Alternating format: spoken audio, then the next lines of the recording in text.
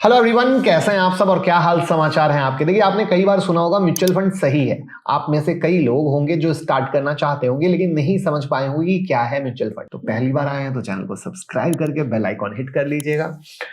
तो mutual fund क्या है? म्यूचुअल फंड एक फाइनेंशियल इंस्ट्रूमेंट है जिसमें बहुत सारे लोगों के पैसे को एक जगह इकट्ठा करके, जिसको पुलिंग बोलते हैं, डिफरेंट एसेट क्लास जैसे इक्विटी, डेट या कमोडिटी में लगाया जाता है। ये अलग अलग एसेट में लगाने का काम प्रोफेशनल पोर्टफोलियो मैनेजर का होता है, आपका नहीं। ये पोर्टफोलियो मैनेजर अपनी रिसर्च स्किल और एक्सपीरियंस से आप लोगों के पैसे को डिफरेंट एसेट में लगाते हैं, यानी एक डाइवर्सिफाइड पोर्टफोलियो बनाते हैं और उससे क्या एक्सपेक्टेड रिटर्न है उसके हिसाब से डिफरेंट स्कीम निकालते हैं, जैसे retirement plan, tax saving plan, equity plan, ETC। बहुत सारे टाइप और स्कीम है, उस पर डिटेल में नहीं जाऊंगा, नहीं तो वीडियो और लंबी हो जाएगी। उसके बारे में हम आगे वीडियो में कवर करेंगे, लेकिन इतना बता सकता हूं कि म्यूचुअल फंड किसी भी टाइप के हो, सबके कॉमन बेनिफिट होते हैं। कॉमन बेनिफिट का मतलब क्या है? म्यूचुअल फंड में आप 100 रुपए की छोटी अमाउंट से भी इन्वेस्टमेंट कर सकते हैं।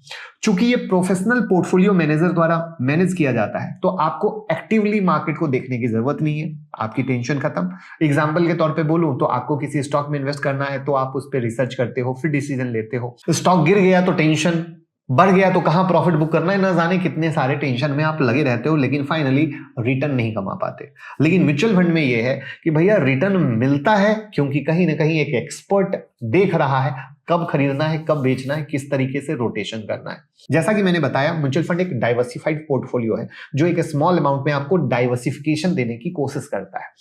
चौथा, म्यूचुअल फंड में बहुत सारे अलग अलग फंड होते हैं जिसको आप चूज कर सकते हैं अपने गोल के अकॉर्डिंग, जैसे रिटायरमेंट प्लानिंग, टैक्स सेविंग। जिनको टैक्स बचाना है वो ELSS यानी इक्विटी लिंक्ड सेविंग स्कीम में इन्वेस्ट करते हैं, अप टू 1.5 लाख तक टैक्स बेनिफिट ले सकते हैं। पांचवा है, म्यूचुअल फंड में SIP आपको एक डिसिप्लिन्ड इन्वेस्टर बनाती है। ये पॉइंट स्पेसिफिकली नए इन्वेस्टर के लिए जरूरी है। नए इन्वेस्टर सारा पैसा एक बार में लगा देते हैं मार्केट में, फिर मार्केट गिरता है तब पैसे नहीं होते लगाने के लिए। वहीं पर म्यूचुअल फंड में हर महीने SIP आपको डिसिप्लिन्ड इन्वेस्टर बनाने का काम करता है कि भैया हर महीने मुझे पैसा लगाना है, यानी आप इन्वेस्टमेंट के लिए जागरूक हो रहे हो और पैसे बचा रहे हो कि मुझे इन्वेस्टमेंट करना है। तो ये तो हो गई अच्छी बातें, यानी प्रो। अब हम आते हैं कॉन्स पे। तो पहला, आपके म्यूचुअल फंड को मैनेज करने के लिए mutual fund company fee charge करती है, जिसको एक्सपेंस रेशियो कहा जाता है, और ये 1 से 2% तक जनरली रहता है। ये लेना कहीं से गलत बात नहीं है, क्योंकि मैनेज कर रहे हैं, बट जानना आपके लिए जरूरी है। दूसरा, जैसा कि ये डाइवर्सिफाइड पोर्टफोलियो होता है, सो रिस्क कम होता है। वहीं इसका ड्रॉबैक है, डाइवर्सिफाइड पोर्टफोलियो होने से आपको रिटर्न बहुत ज्यादा नहीं मिलता है, लेकिन आपको सोचना है कि क्या स्टॉक में पैसा लगा के आप ज्यादा रिटर्न कमा पा रहे हो।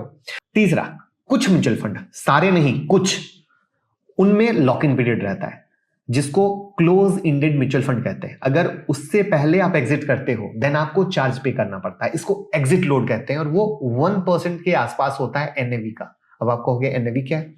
NAV का मतलब होता है नेट एसेट वैल्यू। ये डे के एंड में कैलकुलेट होता है। NAV को जनरली कैलकुलेट किया जाता है total asset minus total liability divided by number of outstanding unit. NAV को सिंपल भाषा में बोले तो जैसे किसी शेयर का प्राइस डेली फ्लक्चुएट करता है और मार्केट बंद होने पर किसी प्राइस पर बंद होता है, वैसे ही म्यूचुअल फंड में एक NAV है जो उस म्यूचुअल फंड के एक यूनिट की वैल्यू होती है। ये था म्यूचुअल फंड।